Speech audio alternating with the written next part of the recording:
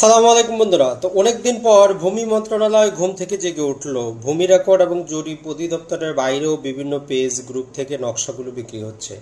তো তারা বলতেছে আইন এবং বিধি মোতাবেক এগুলো বিক্রির ক্ষমতা শুধুমাত্র জরিপ অধিদপ্তর এবং হচ্ছে যে ডিসি অফিসের সরকারের রাজস্ব আসবে।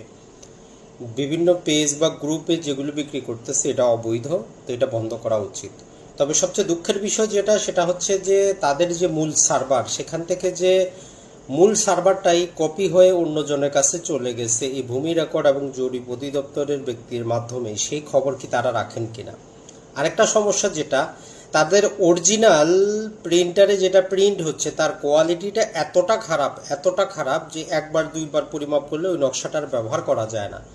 তার চাইতে বাইরে যেই সমস্ত নকশা পাওয়া যাচ্ছে এগুলো ভালো মানের প্রিন্টারে প্রিন্ট করা হচ্ছে, কাগজগুলো ভালো, যেগুলো দিয়ে আপনি 100বারও কিন্তু সম্পত্তি পরিমাপ করতে পারবেন।